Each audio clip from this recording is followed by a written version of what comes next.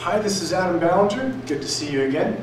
And I have a topic that I've brought up a number of times over the years, and I love this topic for yoga. I hope you'll take a couple moments to watch this. I think that it'll change your practice if you really look deep into it with a lot of honesty and self-kindness and some trust to yourself.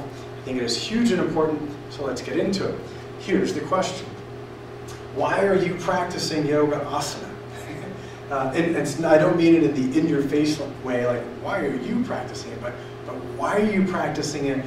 What do you want to get out of it? And I bring this up because I see and I hear often that people are practicing yoga, wanting particular effects out of it, but the mode or the way that they're practicing tends to produce other effects or tends to leave certain effects that they want out of it.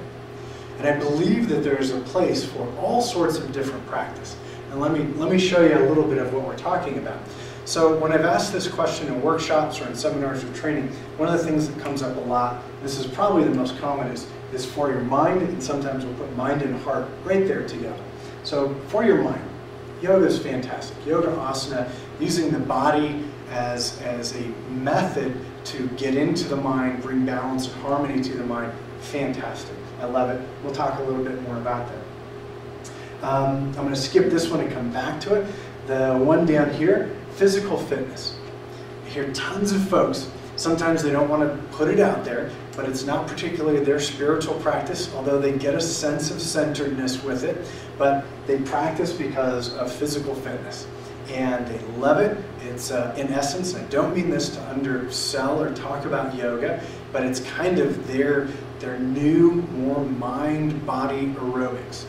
They're focusing more on getting centered. It comes back to some sensations in the mind and the heart, but it has such an engaging path through the body that they're also looking for some fitness. And I think there's nothing wrong with that. I do that all the time. If I'm going to practice with my body, I would like some body health with it too, just fitness health. Now, from fitness, we get some of this right underneath your mind, and it's yoga as your sport. Now just hold on. This tends to happen a lot when I bring yoga up as your sport, but let me talk about it. Sport, I believe, is incredibly healthy. Even if you don't think you've ever played it or done it or anything, if you have set a goal and you're trying to accomplish that goal, and that goal, that accomplishment is the primary focus, then that becomes something like a sport. A sport rock climber, a sport runner, a sport diver, a sport fisherman, all these different things. The rock climber, you know, they do a wonderful climb. They're not doing it to condition their shoulders. They're not necessarily doing it to clear their mind, even if that happens, but they're doing it to get to this place, this apex, and to reach an accomplishment. And when they do that, there's this sense of doership that is so important to life. So there's a sense of accomplishment.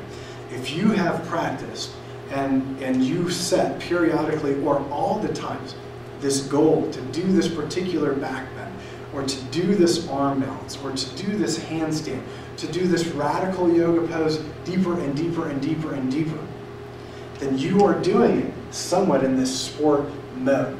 One of the biggest things in sport, even if it's in sports that you don't like or do love, is discipline. So if you've been doing it and you're setting these goals and it requires this discipline to get there and it really boosts a deep sense inside, then it's more like a sport. And I don't say that in any demeaning way at all. I've done that as well. The one at the bottom is the last one. I only brought up 4 of these, and I think these cross over, and I think they also always support each other in different ways as well. So oftentimes students will say, well, I'm doing it for this and this and this. And I ask them, what's the top, what's the second, what's the third? And a lot of times they're going to have 2 or 3 or all 4 of these, sometimes. The bottom one is therapeutic orthopedic. So therapeutic orthopedic doesn't necessarily go directly towards the mind. If I ask you to breathe and pay attention to your breath until your mind lets go of tension, you are using your lungs, but we're not bending bones and joints and stuff like we do when we practice Yoga Asana. So therapeutic orthopedic is that we're getting on the yoga mat And we're trying to bring such balance to the body, the musculoskeletal system and fascia, this whole system, that it's going to have a more positive effect on everything from the bottom up. The meditation or the mind stuff is the top down. If we calm the mind, center the mind, we can have a biochemical, a bioelectrical effect all the way through the body and calm the entire body just by mind stuff. And we can also do body stuff, top or bottom up. We can do body stuff if there's pain or if there's a lack of coordination or balance that creates even a minimal distress to some orthopedic nature, which eventually stresses the nervous system or some part of our breathing system, and even deeper and deeper and deeper. If we can bring balance to that, then it calms from the periphery in, from the bottom up. If it's a specific injury and we're bringing balance to that and trying to bring therapeutics or remedy to that, or at least optimize what we can do from there, then that could really help calm the mind. So the important thing here, we've got these two, for your mind, for your sport, for your fitness, therapeutic nature. So different natures. The reason why I talk about these is that I run into this all the time. Somebody is doing yoga for their mind, but the way that they're doing it is eventually going to distress their body so much that they're going to, after the runner's high, and there is a yoga practitioner's high. It's hard to find great science, but it is said in a number of places that stretching releases endorphins, and if you have an intense breathing focus and a mind focus and you believe in what you're doing, you can also create kind of a dopamine response. So endorphins and dopamine as you're doing your stuff, even if it's not sound for the bones and joints, as long as it's not striking a painful nerve yet or tearing something, you can do all sorts of stuff to the body that's not great for the therapeutic orthopedic nature of the body, that you'll get a buzz, like a runner's high, and it will help you blur out or fade out the things that are stressing your mind. So the runner's high, the practitioner's high, the vinyasa high, the stretching high can really help you clear the mind. The downside is if a person continues to do that on and on and on and on and on, eventually the body can wear out. And so we see this a lot. A person stresses the vehicle that they use for centering so much that at some point they lose the use of the vehicle. You see this a ton in yoga where runners who have worn out their body and they can't run anymore are looking for another way to get that centering effect that they got from running. And a lot of times we can say the centering effect is kind of like a runner's high, that they're looking for the next way to do that. And a lot of times when they come into practice, we have to deal with a beat-up therapeutic orthopedic effect. If they practice athletically or yoga as their sport, when they came in from running, as soon as they wear that out, they're going to lose this mind-calming nature that they have. So they tend to continue to wear out the vehicle. So understanding the mode that you're practicing. Now, the sport, I have loved to challenge myself on the yoga mat, and I still do, but the challenges have changed as I have aged. So the challenge, the importance for that is this sense of doership and efficacy, to believe that you can do something. So I believe that the physical challenge is fantastic. If you practice it enough, you can change that from such a physical thing that needs to be accomplished to a mind thing. You'll lose some of this chemistry that's related from physical distress. And I hate to say it, but that's it. A lot of us have practiced at one time or another where the buzz that we get is related to physical distress or physical stress and the body's reaction to that. A lot of times the therapeutic practice does not produce that, but the delightful feeling is the removing or the removal of physical stress. Not by a higher stress method and producing like a chemistry, but the removal of the body alignment or the body positioning, and there's a sense of ease felt from that.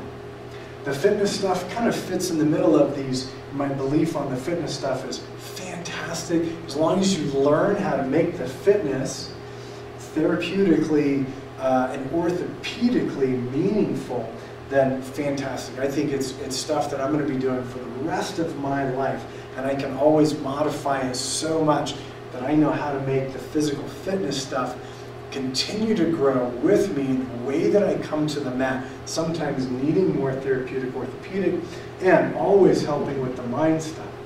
Yeah. So that great question, why are you practicing Yoga Asana? Answer why you believe you are doing it. Is it for your mind? And now, how are you practicing Yoga Asana? Look at the way that you practice. Look at the number of times you go through repetitions of poses. Look at how much focus you take either to the breath or to the body. Look at the goals that you have. Look at how you've been trying to either apex on things or that's never really been an interest. So in the most kind, open-hearted, loving way, define how you practice. And then decide if the mode in which you practice meets with the intentions you're trying to get out of it. And understand that this can change quite a bit. It's changed for me, I don't know how many times over the past 20 plus years of practicing. It's been all over the board.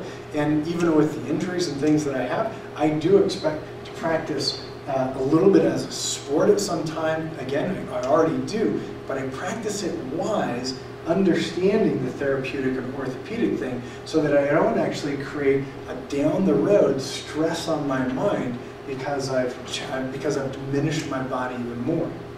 And the fitness that I do also has this balanced idea in it so that the fitness actually enables me to do the orthopedic stuff even better. But when I'm doing it more for fitness, I'm not so minimally focused on minute parts of balance on the orthopedic. Yeah. So in the long run, a mix of any or all of these works fantastic. But in the long run, doing one without the others is probably going to leave you somehow in the dark of something. Even always doing therapeutic orthopedic practice without ever, getting up and moving a little bit to really not just continue to try to fix the issue, but if you have the capacity to get up and now move more free while you've balanced it a little bit is so healthy for the mind.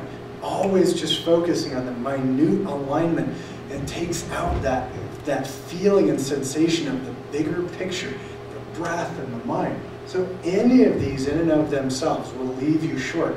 And then what's probably the most disheartening for a yoga student is to practice for a long period of time, hoping for certain effects to come out of it and to produce temporary positive effects that you enjoy, but in the long run find out that you've produced some effects that you never really wanted and never believed would come out of it.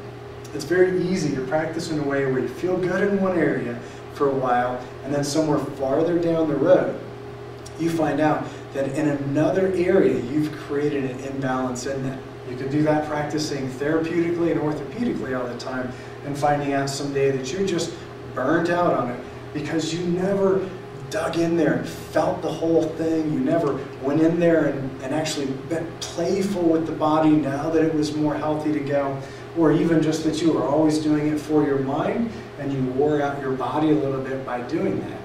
So look into this, ask yourself your intentions, ask yourself and find out how you usually practice, know more and practice better, not just for now, but for a long run, and even look in. You might have to broaden out and find something that's more playful than what you practice, more physically mindful than what you practice. It may serve you to do something that's more physically fit or a little bit more physically overall engaging. Or maybe it's time to step it up a little bit and learn a little bit more about the mind stuff and some meditation stuff. Now I know meditation is not exactly asana, but it is also the asana, the seated pose for meditating. All right, great stuff. I hope this helps you out. If you have any questions, let me know. All right, hope to see you sometime soon. This is Adam Ballinger. Have a good one.